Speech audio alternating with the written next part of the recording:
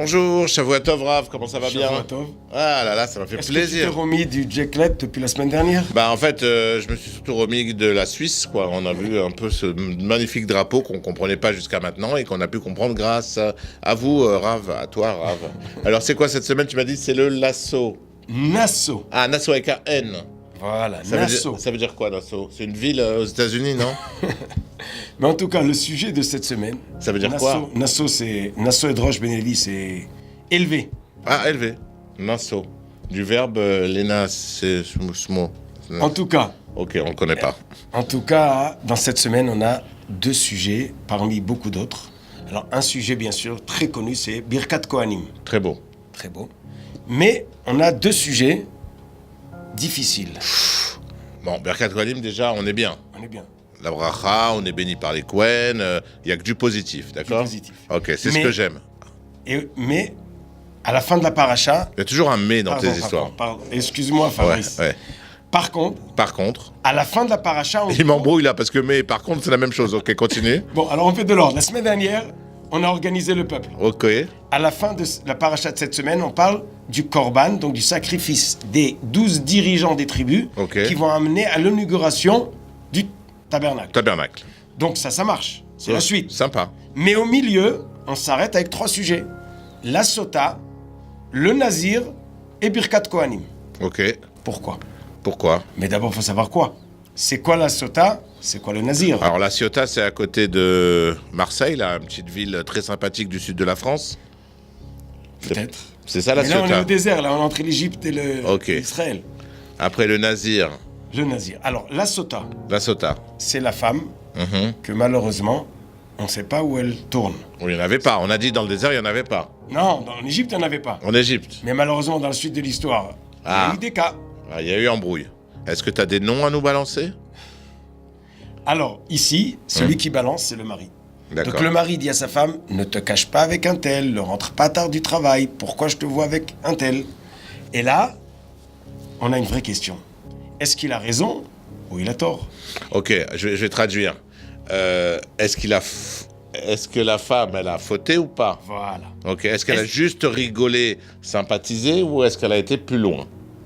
Mais est-ce que le mari a raison de dire « Eh oh, où tu es » ou pas? D'accord. Il y a qui sont un peu trop... Ils laissent parler avec personne. Et il y en a que... Ils font pas assez attention. Ok. En réalité... Il y a un juste milieu, quoi. Voilà. Et quand cet homme, il vient et dit « Où tu étais? Je te soupçonne. Il monte au Mishkan, au Bet Amikdash, et il va voir le Kohen, il va voir le Beddin, il dit « J'ai un problème. Je soupçonne la femme interdite. » Puisque c'est une femme qui trompe son mari est interdite. Interdit à son mari. Et là, on lui demande « Tu avoues ou pas ?» Si elle avoue, elle est chayav mita et elle est interdite à son mari. Elle avoue, elle se fait tuer. Ou bien, s'il n'y a pas de preuve, elle ne se fait pas tuer, mais en tout cas, elle est interdite à son mari. Mais si elle avoue? Oui, mais pour la tuer, il faut des témoins. On ne tue pas quelqu'un qui avoue qu'il a fait une faute. Ok, super. Mais en tout cas, elle est interdite à son mari. Okay. Mais si elle dit non... On lui fait boire du coca. On lui fait boire quelque chose. Comment on appelle cette boisson? Un peu moins sucré que le coca. Ouais, mais qui fait autant de mal que le coca. Un peu plus aussi. Comme il dit Arven Chetrit, la sota, elle saute. Elle risque de sauter. Et ce que j'ai appris aussi, c'est que non seulement elle saute, mais le mec, il est à l'autre bout du monde qui a fauté avec elle, il saute en même temps. Alors si tu ajoutes ce midrash, je t'ajoute un autre. Vas-y. Si son mari lui aussi, il a fait des choses pas si bonnes, ça marche pas. Ça peut faire sauter plein de monde, cette histoire. Non, à ce moment-là, ça marche pas. Tu peux pas soupçonner l'autre. Si toi, t'es pas blanc. D'accord. Mais aussi, si, depuis qu'il la soupçonne, il continue à vivre avec elle, ça marche pas non plus. On peut pas, il faut que ça soit propre. Ok. Lui, il est propre. Alors, elle, il la soupçonne. Ok, on va juste la faire, parce qu'il y a beaucoup de sous-entendus. Donc on va le faire sans les sous-entendus pour être clair. Un homme soupçonne sa femme de l'avoir trompé. Il va au Beddin à Yerushalayim avec sa femme. Il dit au Kohen, elle m'a trompé. Non, je sais pas. Je pense qu'elle m'a trompé. Voilà. Donc le Kohen ou le Kohen, il demande à la femme, est-ce que tu as trompé ton mari? Si elle avoue, ils se séparent, ils sont divorcés, machin. Si elle dit non, ok, très bien. Tiens, Janine, bois cette petite mixture. Janine. boit la mixture. Et dans ce cas, si jamais Janine a fauté, Janine explose. Et de l'autre côté, celui qui a fauté avec Janine... De l'autre côté, si elle n'a pas fauté... Si elle n'a pas fauté, c'est une très bonne boisson qui va lui faire du bien à son corps. Voilà, et si elle n'avait pas d'enfants, elle aura des enfants. Si elle n'a pas de garçons, elle aura des garçons. Avec son mari. Avec son mari. Mais moi, il me soupçonne, je me casse, je divorce. Non, mais c'est ça l'histoire. C'est qu'en réalité... Il n'a pas confiance en moi, mon mari. Oui, mais le fait que quelqu'un, il est... Comment on appelle ça? Il tient, il est attaché à sa femme. S'il vient, c'est qu'il est attaché. Ouais, ou il est psychopathe. C'est ça qu'on ne sait pas. Mais est-ce que c'est elle qui a des problèmes ou lui qui a des problèmes? Voilà, si c'est un psychopathe, elle veut se barrer après ça. Mais des fois, il n'est pas psychopathe. Ouais, des fois oui, des fois non. Il y a un proverbe qui dit « L'indifférence est bien pire que toute insolence ». C'est beau. Être indifférent envers sa femme, c'est aussi pas une bonne chose. On est d'accord. Donc, le lien est normal, est voulu. Il faut un petit peu, faut tenir, mais il ne faut pas ni trop et ni lâcher. D'accord. La Torah, elle ne demande pas de mettre la burqa et d'enfermer la femme à la maison. Elle a un kéli ou une façon de sauvegarder les couples. Mais regarde qu'est-ce qui se passe. C'est quoi cette mixture dont tu parles? Du Coca-Cola? Ouais, un jus il y a quoi dedans? myrtille, il y a de l'eau. Et le nom de Dieu qu'on met dedans.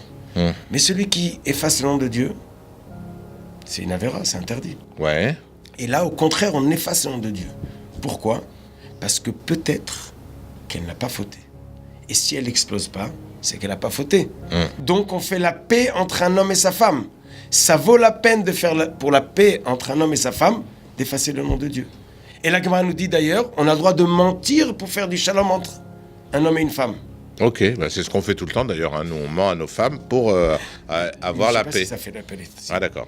Mais en tout cas, si on conclut, parce qu'il est tard, la sota, c'est une histoire difficile.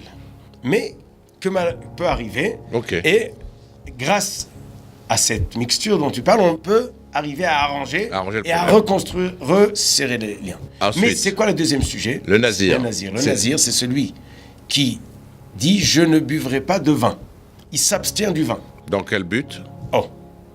Alors si quelqu'un il s'abstient des belles choses ou des bonnes choses qu'Hachem a données, c'est pas une très bonne chose. Mais s'il a de bonnes raisons, c'est bien. C'est quoi les bonnes raisons? S'il a peur d'arriver là où il faut pas. Parce que boire de l'alcool, si c'est pas bien encadré, ça arrive à des choses. Oui, on voit certaines personnes dans certaines soirées tourner un peu bizarre après avoir bu quelques verres d'alcool. Alors, la Gemara nous dit, celui qui a vu Sota Bekilkula, une Sota dans son mauvais... qui a l'air pas bien, c'est-à-dire ce qui se passe au Mikdash, il doit devenir nazir, c'est-à-dire qu'il doit s'abstenir de boire de l'alcool. C'est qu'en réalité, quand on voit des choses, ça nous influence, ça nous oblige à faire plus attention. Quelqu'un qui était à un endroit où il y a eu beaucoup de meurtres, ça influence, donc il risque de devenir agressif. C'est ça, quand tu es à la maison et que tu risques de rien faire, tu peux boire un peu d'alcool. Mais si tu sors dans un restaurant où il y a beaucoup de monde, abstiens-toi, parce que tu sais que tu vas pas te tenir, quoi. C'est juste ce que tu dis, mais je veux faire le lien avec la sota. Alors, vas-y. Quand tu vois ce qui se passe avec la sota, tu comprends où on peut arriver et tu fais plus attention avec le vin, avec l'alcool. C'est ça l'idée que la Gemara nous dit. Mais on n'a pas raconté qu'est-ce qui se passe avec le Kohen. Qu'est-ce qu'il fait le Kohen avant de lui faire boire? Qu'est-ce qu'il fait le Kohen? Avant de lui faire boire? Il lui enlève son chapeau. Ou para rosh haïcha, il lui enlève son chapeau. Sa tête? Non. Il lui dévoile sa tête. Ça veut dire qu'il lui enlève sa perruque ou son foulard. Il lui rase pas les cheveux? Non. D'ici, l'Agma nous dit, on apprend qu'une femme mariée doit avoir les cheveux couverts. Ah. Mais l'idée derrière... L'idée, c'est quoi? C'est que quand une femme, elle a les cheveux couverts, ça lui permet de... se cacher. De faire prendre du recul envers les hommes extérieurs. En réalité, quand le Kohen lui enlève en public son chapeau, c'est pour lui faire honte. Elle s'est dévoilée, ou on soupçonne qu'il y a eu un dévoilement, pas là où il faut. Et ça fait partie, une des choses qui est difficile pour les femmes, c'est couvrir la tête. Mais l'importance de couvrir la tête, ça permet à prendre du recul et chacun sa place et ne pas approcher ce qu'il ne faut pas approcher. Quel rapport maintenant? On termine avec le rapport avec le voyage des Juifs. Ah oui, quel rapport? Ah, on est dans Pachat Bamidbar, on est dans les 40 ans du désert. Et Birkat Kohanim. On n'a pas oublié Birkat Kohanim. Chazak Baruch. Tu tiens. Ouais, je suis là. Ah voilà, une petite minute. La bénédiction des Kohanim, c'est pour les Juifs. L'approche des Juifs, c'est avec le tabernacle. On est proche d'Hachem. Mais tout ça nous oblige, la sainteté. Ne pas être sota. Si on est saint, on sait se garder, on sait faire attention. Et s'il le faut, on s'abstient des choses qui nous amènent là où il ne faut pas. Là, on peut avoir la bracha des Kohanim et l'approche du Mishkan, du Beth Amikdash. Magnifique. Yehi Ratzon. Milefanecha. J'ai pas compris. Be'ezrat Hashem. Alors, juste une question, parce que si un couple, il n'a pas d'enfant, et il veut avoir un enfant, il peut faire l'histoire de la sautage juste pour boire le... C'est un truc ou pas? C'est une astuce? Ça, c'est un astuce, mais un astuce juif. Ouais. T'es un bon juif, toi. Non, mais effacer le nom de Dieu pour ça, ça fait un peu... Alors qu'il n'y a pas de problème entre eux, quoi. Ça fait un peu embrouille au Beth Amikdash, ça. La Gemara nous raconte qu'il y avait... Il y a des embrouilleurs. Il y a eu des Ah, embrouilles. j'étais sûr. Mais on va peut-être trouver le Kav Zechut. Ah, ok. Bah oui, déjà, avoir un gosse, c'est Kav Zechut. Oui, mais plus que ça, c'est que quand il n'y a pas de gosse, des fois, ça fait des histoires. histoires. Donc, il y a un problème de Shlom Bayit. On est d'accord. Mais il y a eu cette histoire, effectivement. Donc il y a eu... Ouais, bah, dès qu'il y a des feuilles... Dès qu'il y a des feuilles, de toute façon, il y a toujours des mecs qui... Ok, alors sur ces belles paroles, vive le peuple juif, vive nous et vive les Ashkénazes que j'aime beaucoup aujourd'hui, grâce à mon ami le Rav Brandt. Shabbat Shalom. Shabbat Shalom, mais peut-être tu réfléchiras, est-ce que de quel côté les Tunisiens étaient? Au nord, au sud, à l'est, à l'ouest? Et c'était partout. C'était partout. Alors Shabbat Shalom. Shabbat Shalom.